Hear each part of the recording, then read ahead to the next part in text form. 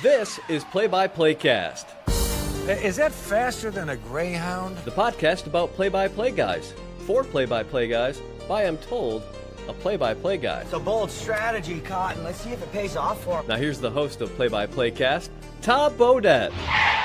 Wait, the Motel 6 guy? We'll leave the light on for you. No, Joel Godet. Joe Godet. Joel. Joel? Joel, with an L. Okay, here's your host, Joel Godet. Don't worry, nobody's listening anyway. Back at it for another episode of the Play-by-Playcast. Thanks as always for the subscribe, the stream, the download. If you have a second, the rating or review, throw some stars our way on iTunes or wherever you're listening to this. Welcome into the pod. My name is Joel Godet, and this is Play-by-Playcast. It's the podcast about play-by-play broadcasters for play-by-play broadcasters, hosted by a play-by-play broadcaster, a professional development podcast that dives into the tips, tricks, experience, stories, process, and preparations of some of the biggest and best play-by-play announcers in the business. Our guest today is Jesse Goldberg-Strassler, who I've gotten to know a little bit over the last couple of years, because in the off-season, Jesse Goldberg-Strassler is the voice of Central Michigan women's basketball. So the Chippewas play the Cardinals, and we cross paths a little bit that way, and we see each other in Cleveland for the Mid-American Conference Tournament and whatnot. But Jesse's a guy that has been on my radar as a broadcaster and as a peer in this industry before I even got to Ball State, and actually before he started doing the women's basketball games for Central Michigan as well. Because even before that, Jesse has been the voice of the Lansing Lugnuts in the Midwest League, the Class A affiliate of the Toronoto Blue Jays. And number one, he's fantastic at what he does and is a great wordsmith. And that's the thing I think that I find most attractive about listening to him is just the way he's able to paint a picture and craft a picture, and the enthusiasm that comes along with that, and the creativity that comes along with that.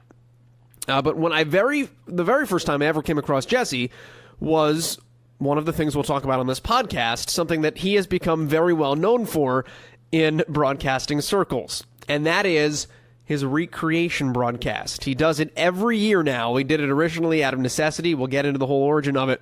But he does one every year now where he does a recreation broadcast of a baseball game. The old school.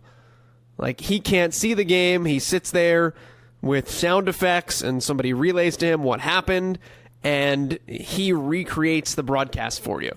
And it's really kind of cool, and it's always intrigued me. So I wanted to have Jesse on to talk a little bit about that, and then we also get into the wordsmith side of things, because Jesse is also an author. He's the author of two books, the Baseball Thesaurus and the Football Thesaurus, which are both really good broadcaster resources for you. You can find them.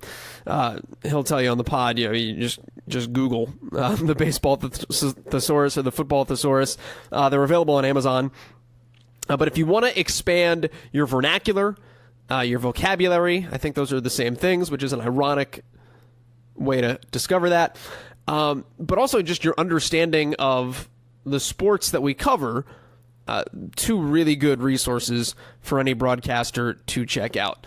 And Jesse's just an interesting guy in general, like really wide-ranging interests. Not just, and I feel like I connect with him on that level a little bit as acquaintances and friends, because like sports is part of my job, and I love sports, and I love playing sports, and I love following them, but it's a part of me. Like I am equally as intrigued by trying to, develop something in the kitchen that isn't a tasty recipe. That's a never-ending quest I have not yet captured. I'm equally as enthralled with theater and musicals and things of that nature. Jesse is very much the same way in that he has broad interests. He's a huge writer. He's a thespian. He loves plays and acting and theater. And that factors into his broadcasting, who he is, his career path, all those different things. So when I was thinking of people that would just be really interesting to have on this podcast and could lend really cool perspectives on this industry, Jesse has always been a guy that has been top of mind. So I'm glad that we're able to get him on the podcast here this week. Without further ado, let's dive into it. This is Jesse Goldberg-Strassler of the Lansing Lugnuts. Oh, by the way, he's also seen Vladdy Jr. play. Vlad Guerrero Jr. is owned in 18% of ESPN fantasy leagues. He's in Double-A. We'll talk about that, too. A lot to get to. Jesse Goldberg-Strassler here on the podcast. But let's start with Jesse Goldberg-Strassler on the minor league life. He did this podcast from his team hotel in Beloit, Wisconsin. I was at my team hotel in Toledo, Ohio. So from one road trip hotel to another road trip hotel, where would we start our conversation but talking about life on the road in minor league baseball? You know, it's actually a conversation we haven't had a lot on this pod. It was a fun one. Here's Jesse on Play-by-Playcast. We are staying at the Roadway Inn, which is good. attached to the Road Dog. Both of those things sound like places you shouldn't be. The West Michigan Whitecaps stayed here not too long ago, and they had a drug bust and a crack bust, like the hour after they all checked in at 2 a.m. Welcome to Low A. Oh my gosh. The broadcaster was like, there was a woman knocking on my door and pleading to try to be let in. I feel like the team hotel should change. I feel like it should too, especially because we're on Hotel Row.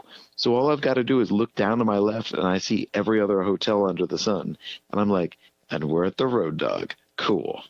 Best places in the Midwest League, worst places in the Midwest League. Let's do a little road trip theater.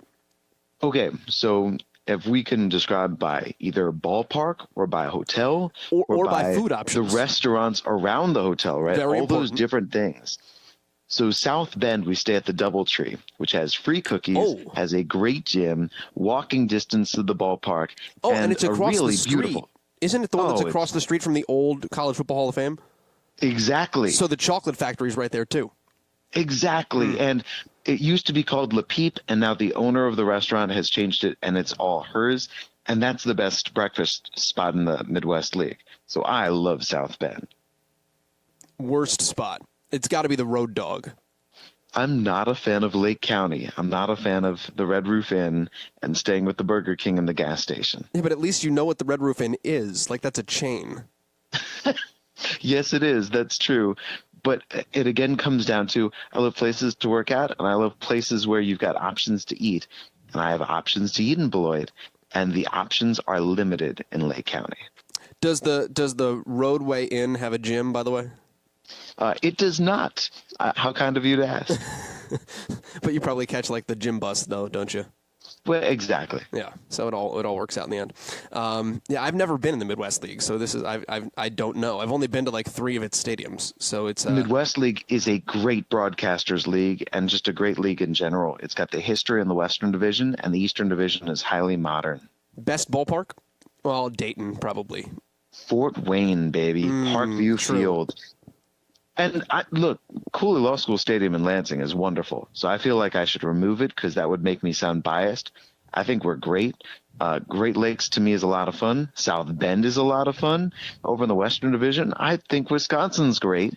And Quad Cities, when you're right on the Mississippi River, is wonderful. That's the one Western I've been to. So. Exactly. Yeah.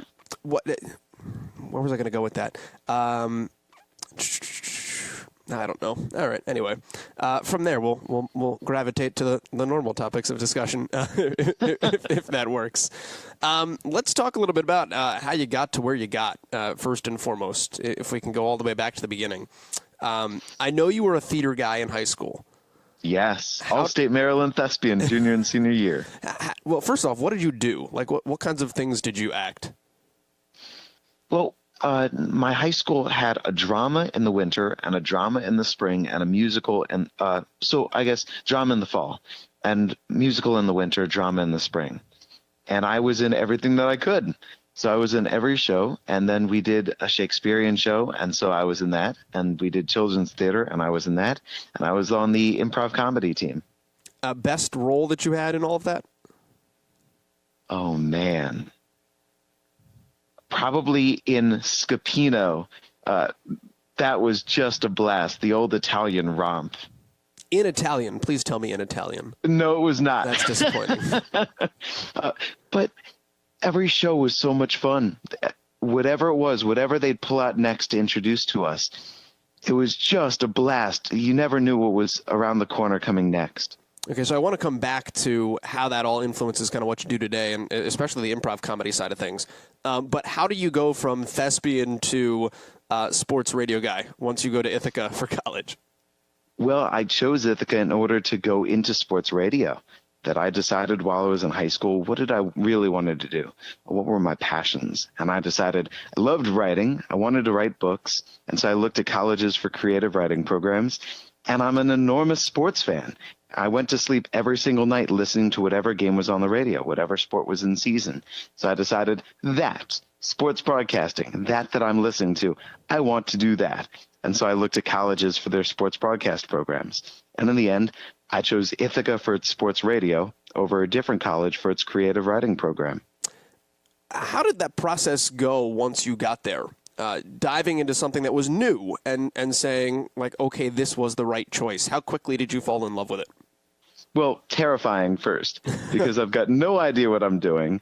And you're talk about something where even though you've been talking for as long as you can remember, now you've got to change and re-examine the way that you talk. You've got to examine the way that you enunciate. You have to examine the way that you space and pace your words and choose your words more carefully.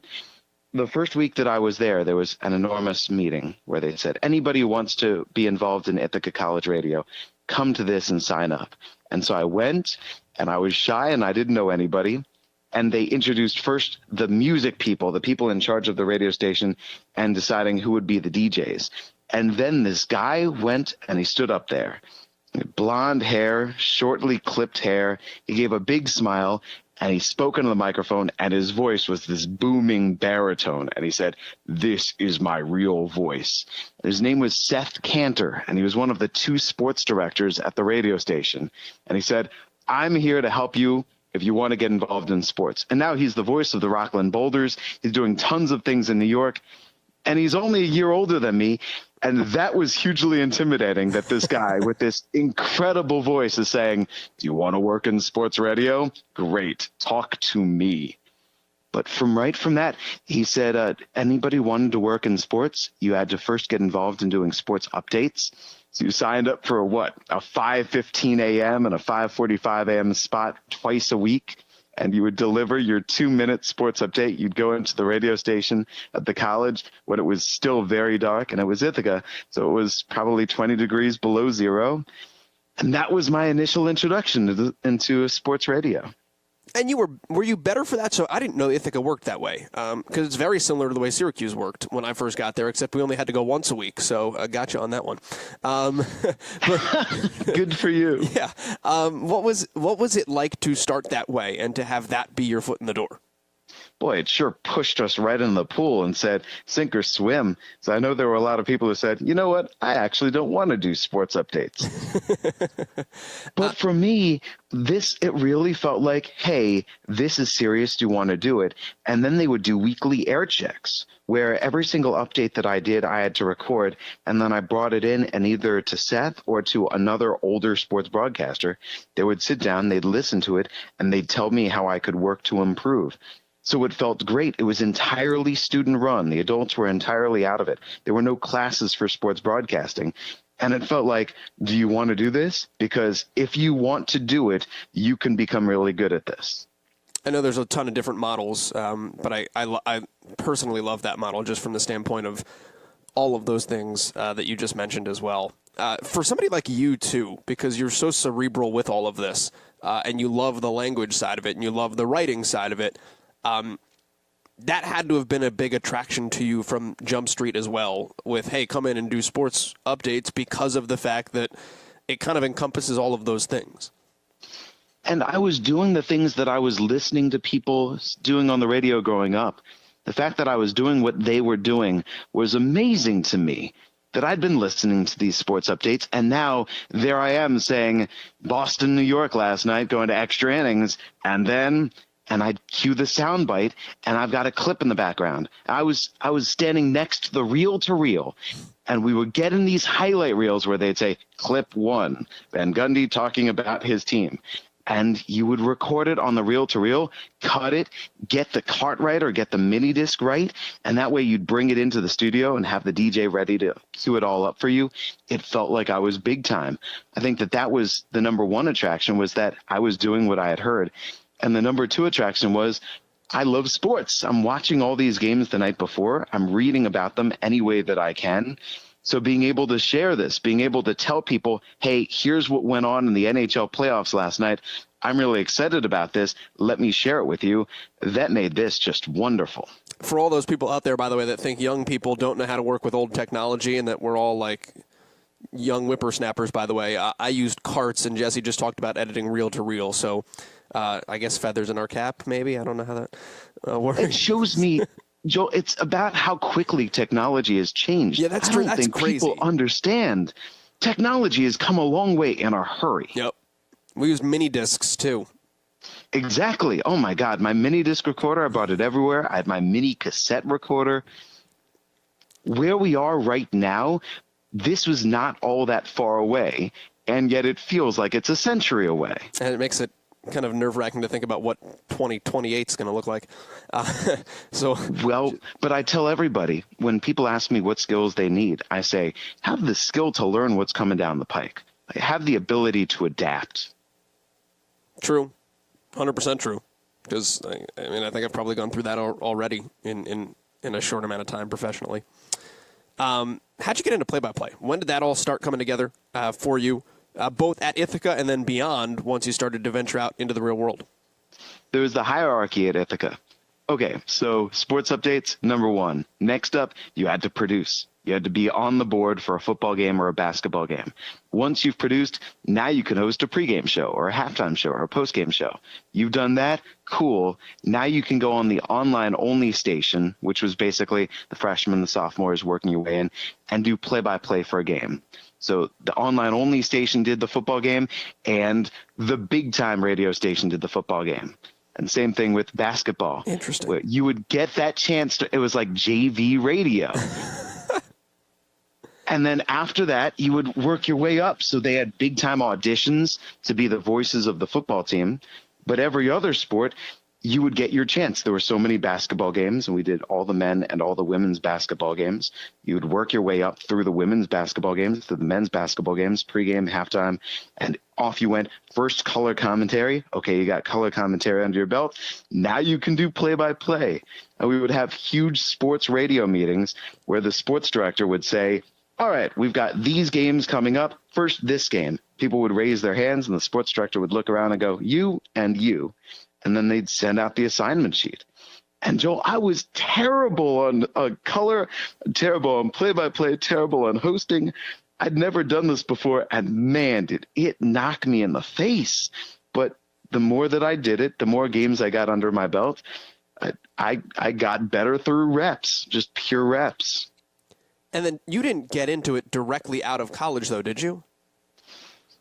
So I graduated in 2004, and before that, I was interning at WBAL for shadowing. Then they had me covering the Orioles in 2003 that summer. But I graduated, and I didn't get anything. I applied to any job that I could. I didn't get an interview. I just got nothing but rejection letters back.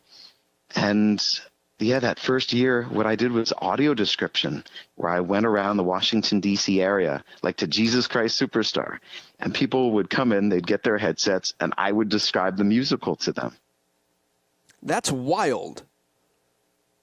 Oh, that was my first job. Tell me more about that. I didn't even know that was a job. So what happened? So people who are visually impaired, they come to, let's say there's a dance recital or any other sort of artistic performance, and they can't see it, or they have trouble seeing parts of it, and so they would pick up their headset, and I would be sitting in the back, or I'd be sitting off to some side where they could not see me, and I would describe for them what would happen. So, for example, Jesus Christ Superstar, I'd say a man comes in from the left wearing a white beard and white shirt, and here's how he looks, and then quickly I'd shut up because he's got to sing now, and I don't want to talk over him singing, but I would be doing the play-by-play of the musical. That's How did you find out that was a job? I was referred to them. Somebody said, hey, here's somebody. that I just heard about, and he said that he needs help. His name was Joel Snyder, doing audio description in the DC area. And I went to him, and once again, got my socks knocked off, because that's something that I thought, oh, I can do this. And he put on Return of the Jedi, and he said, all right, describe this movie. And I'm going, what? And he goes, imagine if somebody is blind and they can't see what's going on, describe it to them. And so I'm trying desperately to describe the exploits of Luke Skywalker. But do it while there's no dialogue going on. Do it while you still have the sound, because they can still hear the audio of the movie. So yes, you have to make sure any that you dialogue. Yeah. That's insane. And I could not do it. I tried really hard, but man, was that tough. How long did it take to be like, okay, I'm not going to get fired from this job? Well, it took a while, because I'm thinking this is, especially the actors complained that I was talking too loud during the show. So I had to learn, okay, stand over here, talk a lot quieter. I still have this where during a baseball game last night, it was a quiet game, quiet crowd, and the pitcher's charting said, hey, we could hear you broadcasting. So that still does interfere in a way, but yes, there I am off in the wings trying desperately to get in the words before the actors start to sing. What was the most fun show that you dictated, and what was the one that you were like, oh my God, I got to do this one again? I think the piano recital was really difficult. Oh, God. But Jesus Christ Superstar was awesome. Yeah, that's cool. What do you say to a piano recital? Timmy is there. He is walking slowly toward the piano. He's added a phone book to the bench so that he can reach the keys. Exactly. He raises his hands. That's awesome. Okay, so now at that point you have that on your belt. You got into baseball with Brockton? I was told by somebody to go to the winter meetings. They said, that's where you can get a job in baseball. Good luck with that. And so I had no idea what the winter meetings was. And I got my ticket, and I got my admission to the job fair with how much that costs, which is a lot of money. and I was in Anaheim, California, with tons and tons and tons of resumes and cassette tapes as my resume demo, amidst all of the slews of everybody else who looks exactly like me, wearing their nicest suits, looking terrified. And I got a couple of interviews, one of which, coincidentally, I interviewed with Ben Wagner, who is the voice of the Lakewood Blue Claws, for his number 2 job, and I never heard back from him. And now the two of us are tight as ever, and he's the new voice of the Blue Jays. But there was a guy What there did he say when you Dan told him that story, by the way? Oh, my. Well, when I tell it to him, I always felt like I came across arrogant, and he came across very nervous in the interview. So when I told him, I was like, you must have thought that I was a jerk. Also, why didn't you hire me? But there was a guy named Dan Lev, and I sat down, and the posted position was the Charleston River Dogs. And Dan shook my hand, and he said, Jesse, I'm with the St. Paul Saints. This position is kind of Charleston, but really it's also the Brockton Rocks, but they don't allow independent league teams here. So this is not all quite on the up and up. How's it going? It's good that this wasn't happening in Vegas, because you would have thought something like sinister was happening. Well, he asked me things like, Jesse, of the 7 Dwarves, which one are you? Stop. And he asked me, of all the TV shows in the world, which one could I get you the DVD box set? And I'm going, what is this interview? At the very end, he said, so this job really isn't a baseball job. It's an office job. How do you like working in a cubicle? Is it okay with you if you've never seen a baseball game? And I said, no and no. So I'm thinking I bombed this interview. But well, then a couple of weeks afterward, and I'm thinking, I haven't heard anything. I'm not going to get any jobs from the winter meetings. Nothing was extended. The people that I met there are all getting job offers extended. And I get a call first from Jim Lucas in Brockton. And then I get a call from a gentleman named Dave Raymond, who says, Jesse, they're bringing me in as the new voice of the Brockton Rocks. And I was told, I need to get to know you. And now Dave is the voice of the Texas Rangers. So how weird things all work out. But they liked me, and they hired me to be basically the studio host. I was the call-in show host for after Brockton Rocks games for all the Brockton Rocks fans to. There's no stop. People People don't call in about Brockton Rocks games. we had call after call after call where I'd say, we need to get better starting pitching. And people would say, yeah, and I think that our shortstop is bringing us down.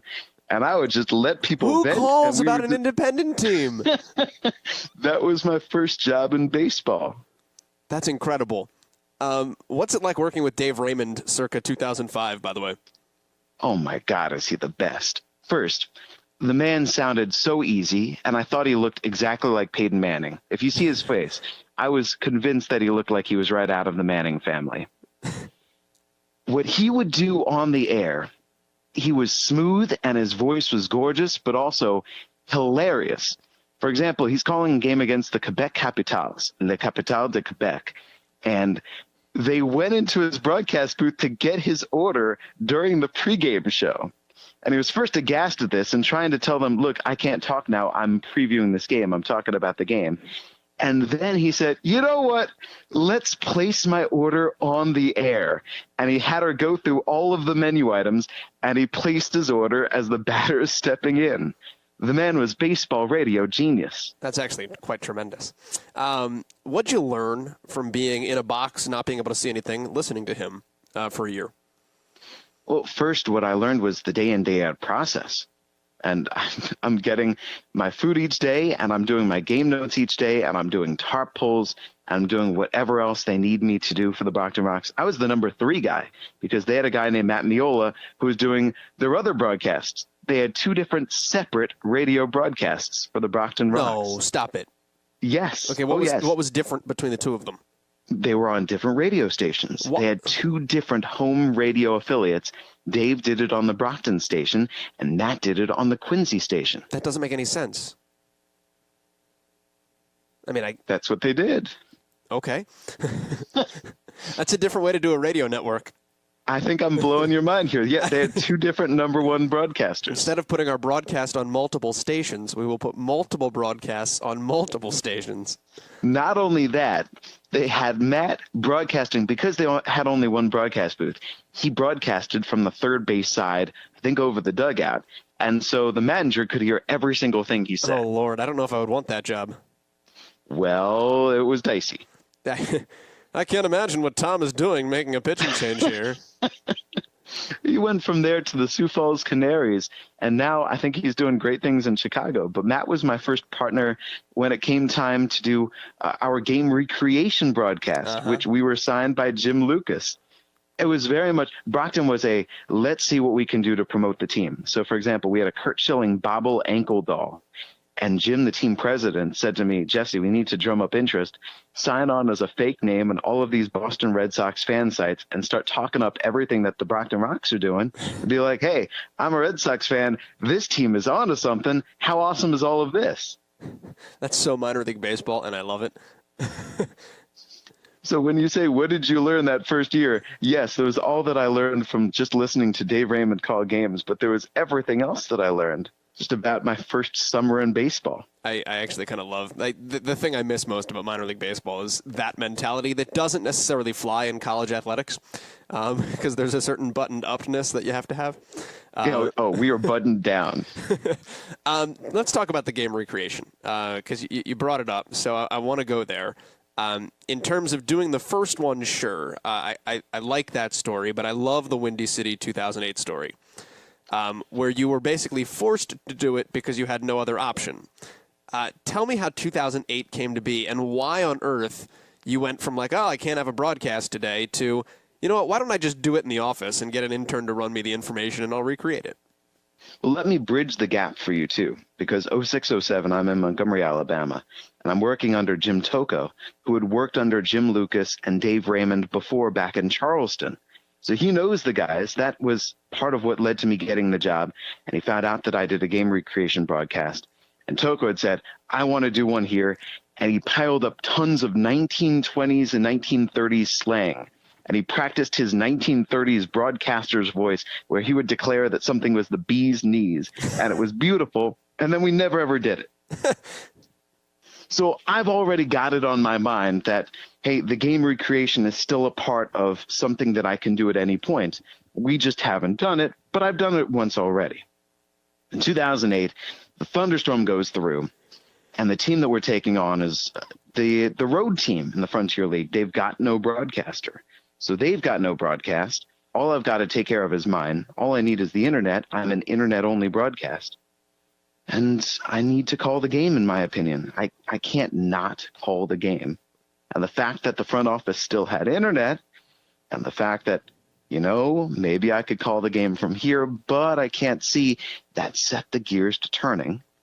And you know what? Let's do this game recreation broadcast for a second time. Where did you pull an intern from to say, listen, run me stuff back and forth?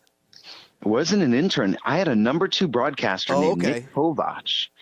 And Nick was, first, let me tell you about him. He was a meteorology major at Valparaiso, where he had a good friend named Adam Amin, who dropped by for a broadcast one day. Yeah, never heard of him. And I was having dizzy spells that day, and so I gave Adam the broadcast. So there's this guy. I think Adam was the number 2 broadcaster for Gary South Shore at the time, and now, boom, blowing up. So many different fun things that happened. Nick was my guy. Nick was my number 2 broadcaster, and I said, you message me, and then I'll message you, and then you message me. We'll go back and forth.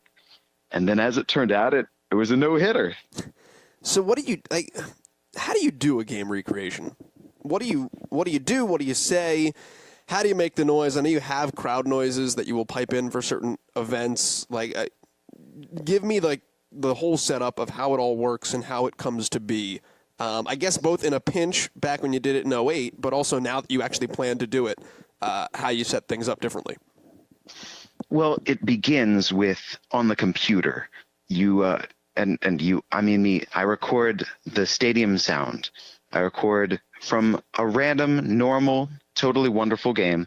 I just set my recorder going and I record 1 hour, 2 hours of stadium sound. Then I listen back to that and I grab sound where it just sounds like the crowd is murmuring the entire time. And you've got an organ in the background. You've got whatever stadium sounds occur.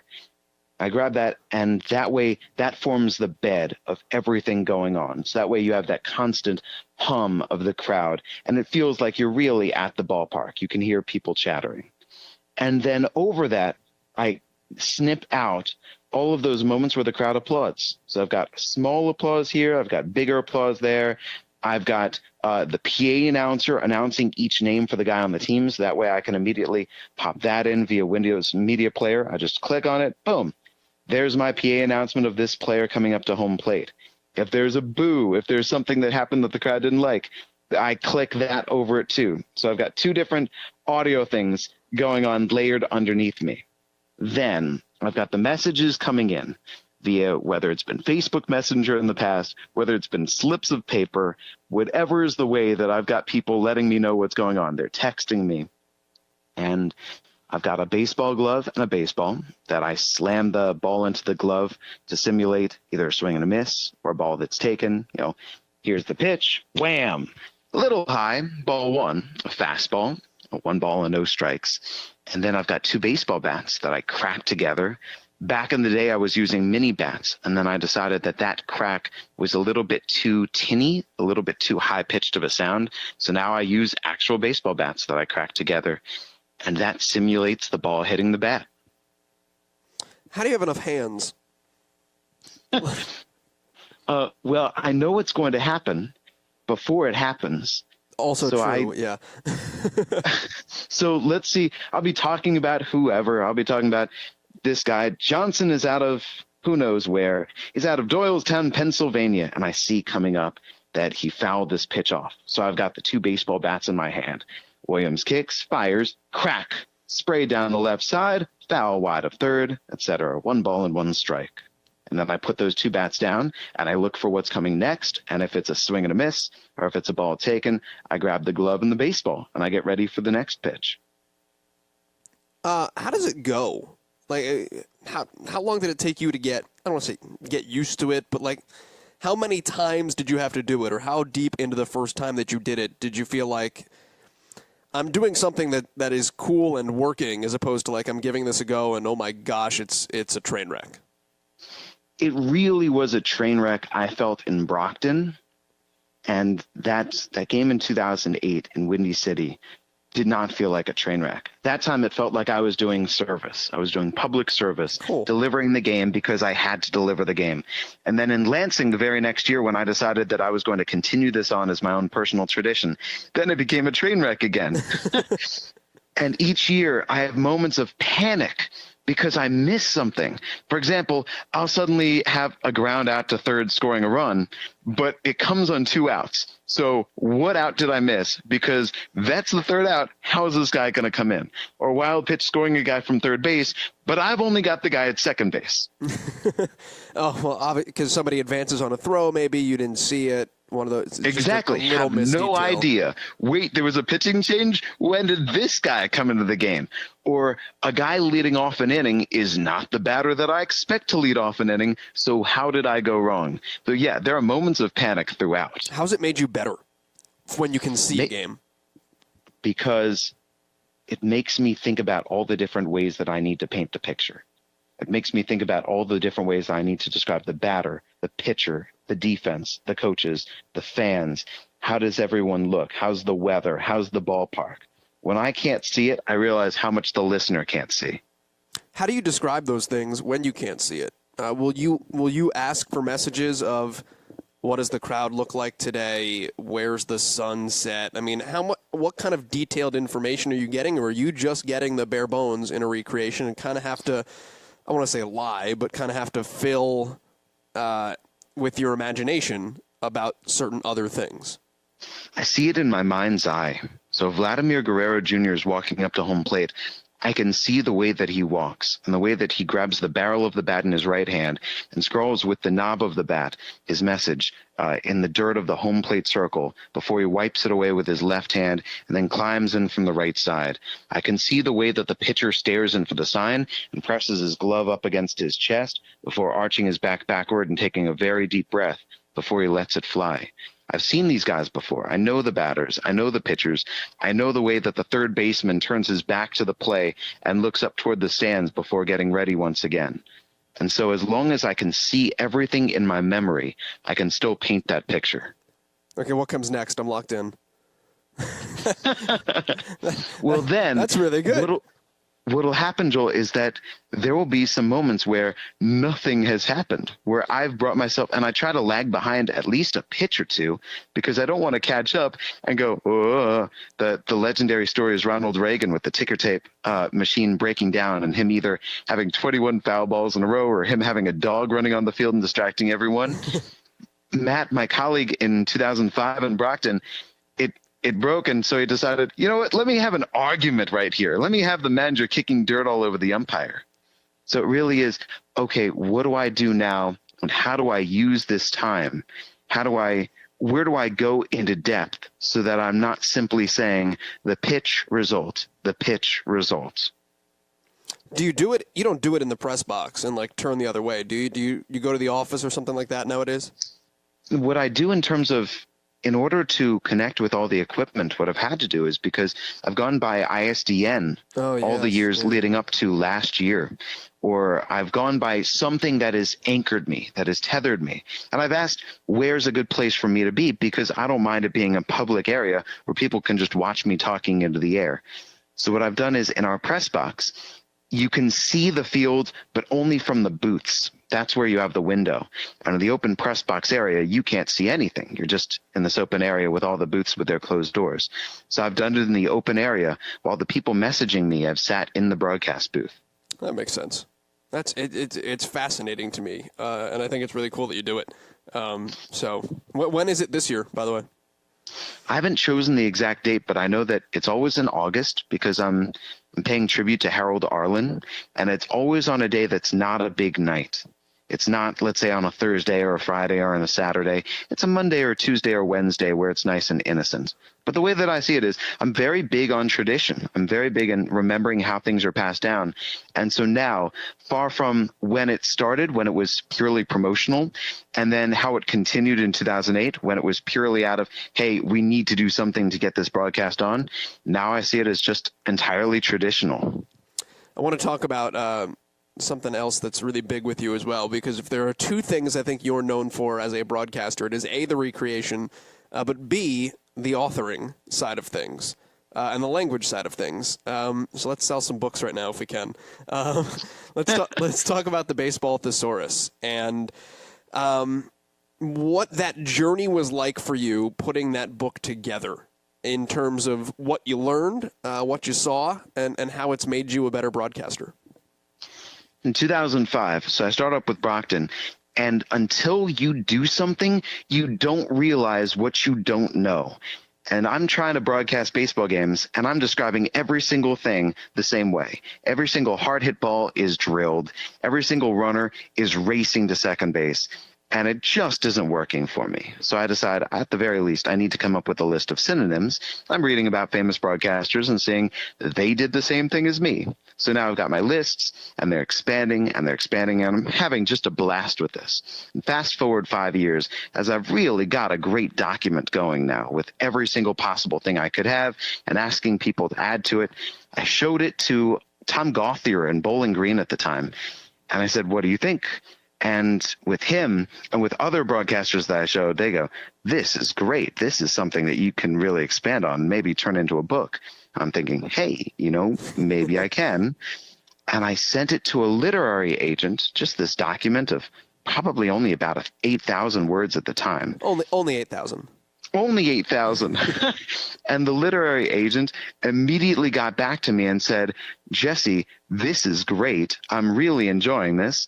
Let's see if we can actually turn this into something. So he asked me to double the amount of words. He asked me to put in more stories, more explanations. He said, can you find an illustrator? So I found an illustrator to do illustrations, put everything together, put together the packet for him. He said, great, I'm now going to send it out to tons of publishers. Let's try to get you paid. And it was filling my mind with all sorts of amazing dollar signs. And then a couple of months later, he got back to me. He goes, well, nobody out there is biting, and also I've accepted a new job somewhere else. So good luck with this. Oh, yeah. So my heart is just going, whomp, like the Price is Right. Dun-dun-dun-dun. And yes, so I'm stuck with this document thinking, what am I going to do with this now? And I reached out to a number of different people just to say, what do you think? And John Lott up in Toronto connected me with Dirk Hayhurst. And Dirk Hayhurst said, well, I think this is kind of boring, but what I think you should do is compile a list of slang that all the baseball players use. That would be fun. So I started doing that. And then I contacted Kevin Reichard with Ballpark Digest, who, boy, I'd gotten in touch with him a couple of years back. I just said, what do you think about this? And he loved it. And he said, can you expand it even more? Maybe we can turn this into a publishable book. And so I worked on it, and kept on sending it back and forth to him. And that's how in 2012, 7 years after I started, it became a book. Now, what'd you learn along the way? Like what type of terminology do you use now that you did not use originally? You know what? That's funny that you say that, because probably the answer would be something unconscious. It would be things that I've now added that I don't even realize that I've added,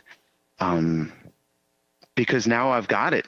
I didn't create the book because I considered myself a wordsmith. I created the book because I needed it, because during commercial breaks, I can say, boy, I've said he fires it to first base way too much. What else can I say? Oh, I can say he whips it to first base. I can say he guides it over there. He delivers it. All those different, more specific ways to describe whatever I'm seeing. So I think that the answer would come probably in listening to one of my broadcasts where I'd go, oh, how about that? I said that. That's interesting. That I think for us as broadcasters, we want words to be such a part of our language that it comes out almost as tongue muscle memory, that we're not even thinking, that we're just talking. What's your favorite word in there, or favorite words in there? I've always loved lambaste or wallop in terms of when it comes to a guy just thundering the baseball. Tattoo to me is great. So I'm in love with those verbs, but I'm also in love with all of the different synonyms for, let's say, a fastball. I've always loved cheddar or cheese or the radio ball. I've really enjoyed that a changeup is a dead fish. I always thought that was beautifully evocative. And I don't know, I enjoy learning, especially as the book has grown, all those different ways to describe the field that I didn't know about, talking to groundskeepers and saying, tell me about all of your different terms for the diamond.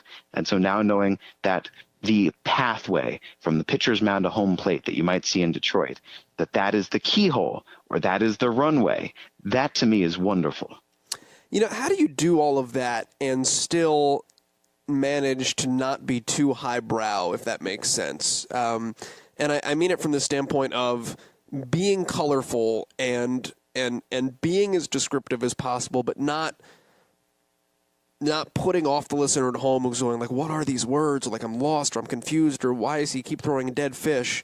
And finding the right balance. And I guess this goes to the artistry of what we do, and being able to craft it the right way. But where is the balance to you in terms of using the right terminology to be flowery but not too flowery, if that makes sense?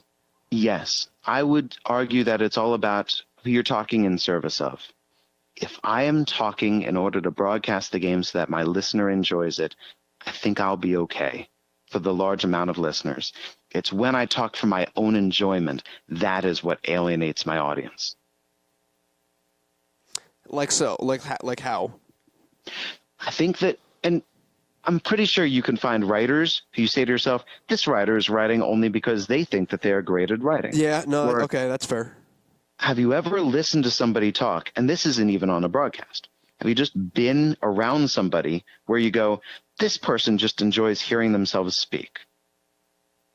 100%. And so for us as a broadcaster, I would say that what separates us, what stops us from becoming that way is we maintain our connection to our listener. We show our listener that we care. We show our listener that, look, I'm going to deliver what I see. You're going to enjoy it. And sometimes those words slip past and the people don't even recognize it because they are so locked in with our broadcast. What's been rewarding to you about doing the book or books? There's a football one as well. In terms of, I don't know, do you hear from broadcasters? Do broadcasters get in touch with you and say, like, Jesse, I read this and it's been unbelievably helpful to me? And I have to imagine that makes you feel pretty good. Oh my gosh, yes, because I created it for myself because I needed it. And so it's gratifying to hear that other people have said, this book helps me out too. I bring it everywhere. I keep it in the booth. That makes me feel great. What else do you want to do? I mean, like, I know you love writing. Do you want to expand on the author side of things?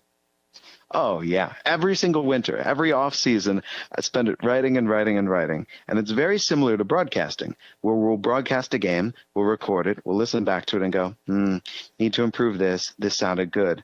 Well, writing is so similar. There's so much that I write that I go, this is no good. Or I'll say, I like this paragraph. And so there are constant projects that are works in motion that who knows if they'll amount to anything. But it's the act of writing itself. It's the ideas that I'm trying to express. The same thing as the broadcast, where there's something that I'm working towards, and who knows if I can ever get it right for that instant of time, but I derive so much enjoyment from it. Even non-baseball stuff? Like, I mean, what types of things do you like to dive into? It's amazing to me that my first two books are what reference nonfiction books, because I love reading fiction. I love reading mysteries because I always felt growing up that a mystery rewarded you for getting to the end, because the ending to a mystery had to be the best part. I never thought about it that way. I like that, yeah. Well, there are things that you'll either read or a movie that you'll watch where you'll go, this beginning is amazing. And it has to be, because the beginning has to sell you to keep on going with it. But then the ending just peters out, and you go, they lost steam, or they didn't know how to end it. And that's no good. The mystery, they have to start it by going, who did it? Who's the murderer? And how do we reveal this? And that's what makes it awesome. So I've long tried to figure out how to master writing a mystery. I love middle grade fiction because it just goes and skims right along, and you're done before you know it, and you don't have to stop yourself for 5 pages for a philosophical dissertation about something. You can just say, here's what happened. Let's move on. And anything else that's quick moving like that, about people and about interactions. I love humanity. Where do you want to go from a baseball standpoint, too, in addition to being an author? I guess what's the next step for you in terms of broadcasting? And I don't know. I don't. Is it with baseball, or is it? I know you do basketball on the side too, and you do a phenomenal run to the Sweet 16 this year with the Central Michigan Chippewas. It was me and Presley Hudson. I hit some crucial 3-pointers. She didn't travel at all. We did travel to Spokane, I'll tell you that. This is true. What was it like? What's it like being a part of that, and kind of where does your heart lie long term in broadcasting?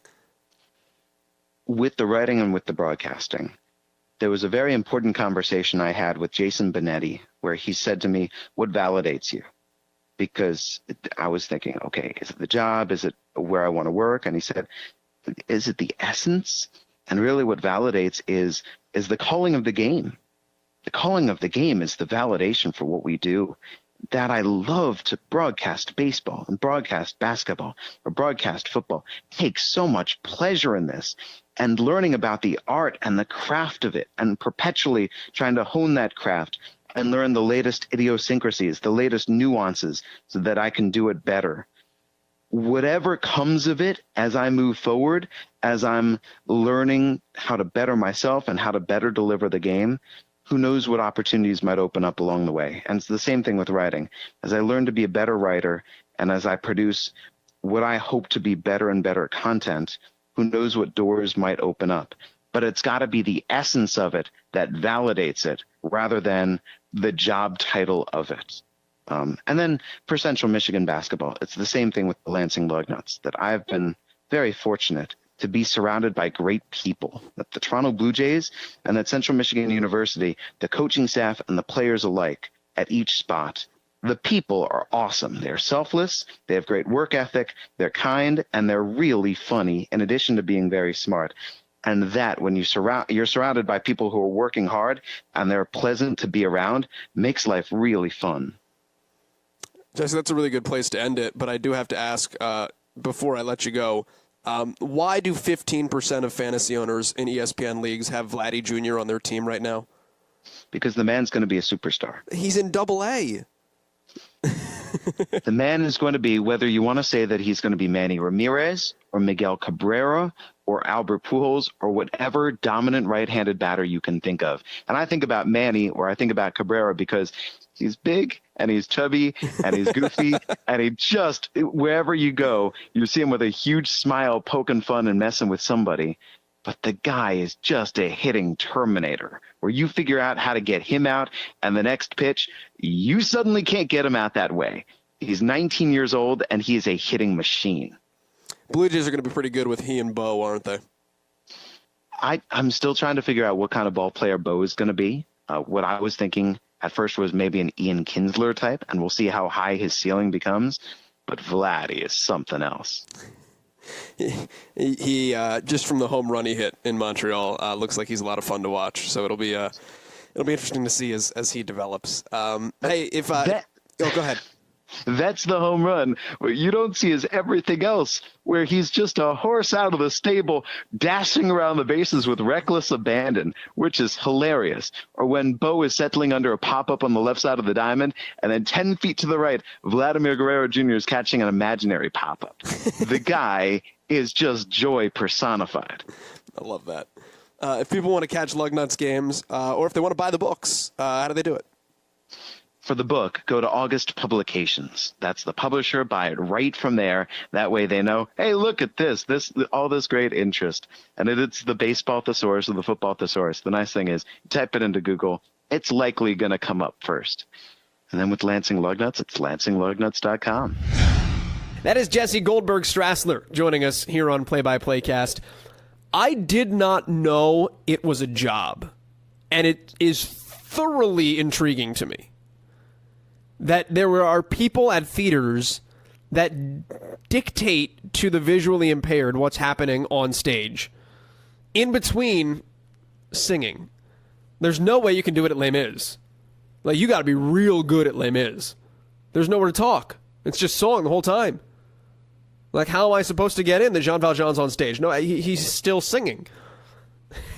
It's a really cool job. And I kind of think in a lot of ways it probably helps you be a better play-by-play broadcaster subconsciously, just from the timing abilities that you pick up and the ways to be as descriptive as possible, as quickly as possible, and as efficiently as possible. I don't know if that's the immediate connection you would jump to, but it's got to help. Really cool. And that's something I didn't know about Jesse, really, before we sat down to do this interview. The recreation stuff is also really cool. I would say I would like to try that at some point in my career, but I just feel like it would go horribly wrong for me, so I'm not quite sure. One day. We'll see. If I'm ever in a situation where there's no internet in the press box and I have no other choice, we might do that. We shall see. And buy the book. Do go buy the book. Baseball Thesaurus, Football Thesaurus. You can Google them. They are both available on Amazon. Jesse's an awesome guy. Obviously put a ton of work into it. Support him and get better at your craft. It's a 2-for-1 on that one. So again, check out the books. Baseball Thesaurus, Football Thesaurus. Available on Amazon. You can Google them, and you can get them on Jesse's website as well. That'll do it, though, for us on this edition of the pod. We've got some really good ones coming up over the next several weeks. Spiro Ditas will be joining us. He's doing the virtual reality broadcasts right now, the Western Conference Finals, so that's cool.